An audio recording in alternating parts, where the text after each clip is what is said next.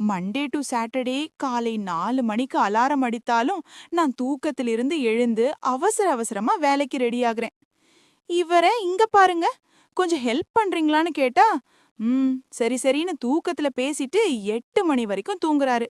9 மணிக்கு டக்குன்னு குளிச்சு பேக மாட்டிட்டு கிளம்பிடுவாரு. இவ்ளோ அவசர அவசரமா வீட்ல வேலை பாக்குறேன், என்னன்னு கூட கேக்குறதில்ல. நாளைக்கு சண்டே, நான் 8 மணி வரைக்கும் நல்லா தூங்கணும்னு சொல்லும்போது, ஆமா ஆமான்னு தலையாட்டிட்டு நீ தூங்கு தூங்குன்னு சொல்லுவாரு. நானும் சந்தோஷமா தூங்குவேன். காலை 5 மணிக்கு பார்த்தா அவரு சடனா எழுந்து வாக்கிங் ஷூஸ போட்டுக்கிட்டு நான் வாக்கிங் போறேன்னு சொல்லிட்டு என்னை கிளப்பி விட்டுட்டு டோரை திறந்து கிளம்புறாரு. எனக்கு என்னடா இது சோதனைன்னு நினைத்து முடிப்பதற்குள்ள வாக்கிங் போனவரே கையில மீன் பேகு, நான்வெஜ் பாக்கெட்டு எல்லாம் வாங்கிட்டு வராரு. மீன் வாங்கிட்டு வந்திருக்கேன், வீணாயிடும், போய் கொஞ்சம் சமைச்சிடுறியான்னு சிரிச்சுக்கிட்டே கேக்குறாரு.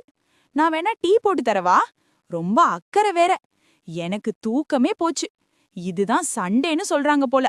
இதுல என்னோட பிள்ளைங்க சண்டே காலை 5:30 மணிக்கெல்லாம் ஃபுல் எனர்ஜியோட டிவி சவுண்ட ஃபுல்லா டான்ஸ் ஆடிக்கிட்டு ஜம்ப் பண்றாங்க. நான் தலை பிடிச்சுக்கிட்டு சோஃபால உட்கார்ந்து, சண்டேவும் ரெஸ்ட் இல்ல, இதுதான் நம்ம ஃபேமிலி லைஃப் போல. ஒரு நாள் சண்டேவும் நமக்கு ஃபாஸ்ட் லைஃபா போயிடுது. இது மாதிரி உங்க வீட்லயும் நடந்திருந்தா சப்ஸ்கிரைப், லைக், ஷேர் போட்டுட்டு போங்க.